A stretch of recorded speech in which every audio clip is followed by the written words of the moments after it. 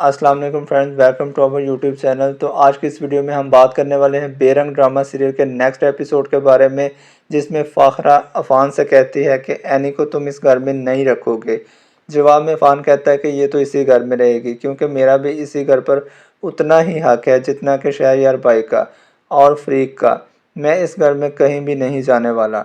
मैं यहाँ रहूँगा तो मेरी बीवी भी इसी घर में रहेगी, और आप लोगों के लिए भी बेहतर होगा कि आप मेरी बीवी की इज़्ज़त करना सीखें। इतने में फ़ाहरा को याद आ जाता है कि उमर कहाँ है। उमर को नहीं देखा। ये उसी वक्त एनी से पूछती है कि उमर कहाँ है, मुझे उमर नहीं नज़र आ रहा। जवाब में एनी कहती है कि वो तो अपने नाना और नानी के पास है। इस पर फ़ाहरा को बहुत गुस्सा आता है। अच्छा, तो इस सब में तुम्हारे माँ बाप भी बराबर के शरीक हैं। उन्हें पता है कि आज उनकी बेटी की रुखसती हो रही है, इसलिए उन्होंने उमर को अपने पास रखा है। इस पर अफ़ान कहता है, तो इसमें क्या गलत है। मैंने उन्हें बताया है, सब माँ बाप आपकी तरह संग दिल नहीं होते। हर एक माँ बाप को अपने बच्चों की खुशियों का ख्याल होता है। एनी के वालिदैन को उसकी खुशियों का ख्याल था, इसलिए उन्होंने उमर को अपने पास रखा है। इसमें कौन सा गलत बात है, ताकि उनकी बेटी अपनी खुशी को एंजॉय कर सके। अब आपकी तरह तो नहीं है, अपने बेटे की खुशियों में खुशी ना हो, इतना जेलस हो। मम्मी, आपको तो चाहिए था कि हमारी खुशियों में खुश होती आप। इस पर फ़ाहरा कहती है, शहरयार, इससे कहो यहाँ से चला जाए, मेरा दिमाग ख़राब ना करे। ये लड़का हद से ज़्यादा निकल गया, इतना बदतमीज़ हो गया है, अपनी बीवी की ज़ुबान बोलने लग गया है। इसे अपनी माँ की तो परवाह ही नहीं है कि माँ से बात किस तरह की जाती है। तो बस इसे तो बस सिर्फ़ और सिर्फ एनी की परवाह है। अफ़ान अपने कमरे में चला जाता है, और उधर फ़ाहिरा को बहुत गुस्सा आता है कि एनी के वालिदैन उसके साथ मिले हुए हैं, वो मुझसे उलझ रही हैं। अब शहरयार, तुमने एमल को घर लाने के बारे में सोचना भी नहीं है। फ़ाहिरा के जब अफ़ान पे नहीं चल पाती तो वो बेचारे शहरयार को बातें सुनाना शुरू कर देती है। वो जानती है कि शहरयार को जैसा कहेगी वैसा ही शहरयार कर लेगा। शहरयार भी ना अजीब शख्स है। और फिर ये शहरयार से कहती है, इसलिए मैं कह रही हूँ कि उन्हें भी पता चले कि किस तरह फ़ाहिरा बेगम से उलझा जाता है। उनकी बेटी अब घर पे बैठी रहेगी ना, फिर उन्हें पता चलेगा कि किस तरह खुशियाँ मनाई जाती हैं। उधर अफ़ान जब एनी को कमरे में लेकर जाता है तो कमरे का तो कोई हाल ही नहीं होता। हर चीज़ धर्म भरम हुई होती है, फूल बिखरे होते हैं, सारा कमरा सत्यानाश हुआ होता है। और एनी देखकर हैरान होती है और मुस्कुराती भी है कि ये तुम्हारी तैयारी है क्या तुमने। जवाब में अफ़ान कहता है कि अभी मैं बदर को बुलाता हूँ। ये बदर को बुलाता है और पूछता है कि बदर, ये सब क्या है, ये सब तैयारी की है तुमने, ये डेकोरेशन की है। इस पर बदर कहता है कि नहीं, मैंने तो बहुत अच्छे से तैयार किया था सब, पता नहीं ये सब कुछ किसने कर दिया है। इस पर अफ़ान कहता है कि तुम जाओ यहाँ से, मुझे पता है ये सब कुछ किसने किया है, ये किसका किया धरा है। ये आयमा के पास जाता है और कहता है कि तुम्हें क्या मिलता है ये सब कुछ करके। जवाब में अम्मा कहती है, क्यों, क्या हुआ है, अब मैंने ऐसा क्या कर दिया है। तो इस पर अफ़ान कहता है कि इतनी मासूम बनने की ज़रूरत नहीं है तुम्हें जितना तुम बन रही हो। मेरे कमरे का जो हाल और सत्यानाश तुमने किया है ना, वो सिर्फ तुम ही कर सकती हो, तुम्हारे सिवा कोई भी नहीं कर सकता। सारे फूलों का वो तुमने जो हाल किया है, तुम इतना क्यों जलती हो। इस पर एनी से तुमने शादी करनी थी, शहरयार भाई से कर ली है, अब क्या मसला है तुम्हारा एनी के साथ।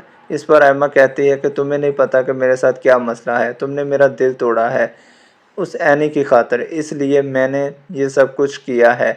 मैं दुल्हन बनी बैठी थी, तुम्हारा इंतज़ार करती रही, तुमसे मोहब्बत करती थी, और तुमने एनी के साथ निकाह करके उसे घर में ले आए, उसके साथ घर बसा लिया। तुम्हें लगता है कि वो बात मैं भूल पाऊँगी, कभी भी नहीं भूल पाऊँगी अफ़ान। अफ़ान कहता है, मेरा ख्याल में तो तुम्हें भूल जानी चाहिए, क्योंकि तुमने शहरयार से शादी जो कर ली है, उससे एनी के बदले में उसकी बहन को घर से निकाल दिया है। अब तुम क्या चाहती हो, एनी भी इस घर से चली जाए। इस पर एम्मा कहती है, हाँ, मैं यही चाहती हूँ।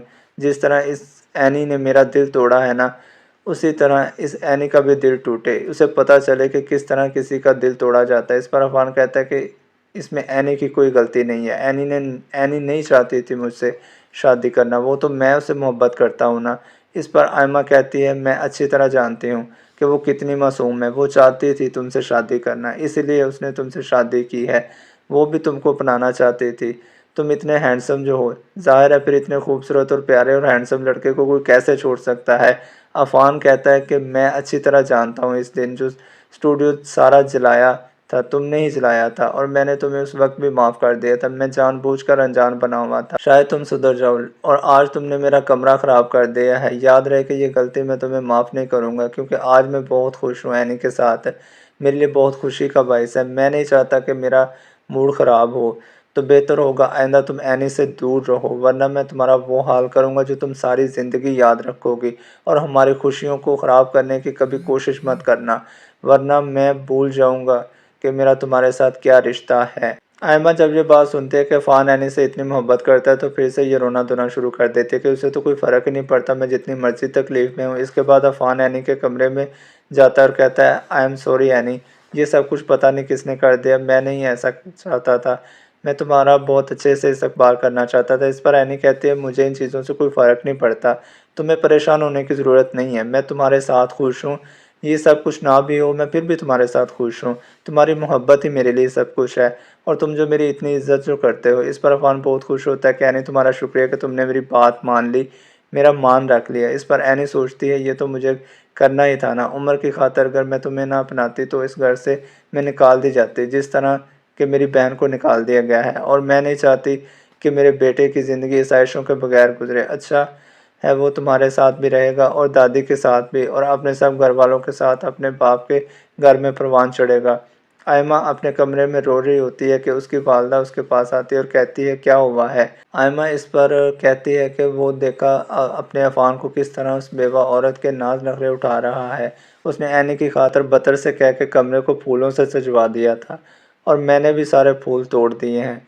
इस पर उसकी वालदा उसे समझाते हुए कहती हैं कि तुम कैसी बातें कर रही हो, अगर शहरयार को तुम्हारी बारे में पता चला कि तुम्हारे दिल में आज भी अफ़ान है तो वो तुमसे नफ़रत करने लग जाएगा। ऐसी हरकतें मत करो, मैं तुम्हें समझा समझा के थक गई हूँ, लेकिन तुम्हें मेरी कोई बात समझ आती ही नहीं है। तुम छोड़ो अफ़ान को, रहने दो, बस अपने शहरयार की तरफ तवज्जो दो, शहरयार को अपना लो, अपना बनाओ। उस पर आयमा कहती है अब वो मेरा हो चुका है, एमल इस घर में से चली गई है, अब मुझे कोई फ़र्क नहीं शहरयार की कि मैं उसे मनाऊंगी और उसके पीछे भागूंगी। इस पर उसकी वालदा कहती है वो इस घर से गई है, शहरयार की ज़िंदगी से नहीं। अगर तुम अपने शोहर पर तवज्जो नहीं दोगी तो हो सकता है कि वो एमल को वापस इस घर में ले आए।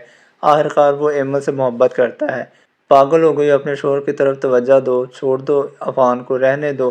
दूसरे दिन एनी अफ़ान के साथ जब अपने वालिदैन के घर जा रही होती है ताकि वो उमर को लेकर आए, तो ये अफ़ान से कहती है मैं तो रही ही हूँ, मुझे डर लग रहा है, पता नहीं एमल मेरे बारे में क्या सोचेगी, मेरी बहन किस हाल में है, इसके शोहर ने इसके घर से निकाल दिया है।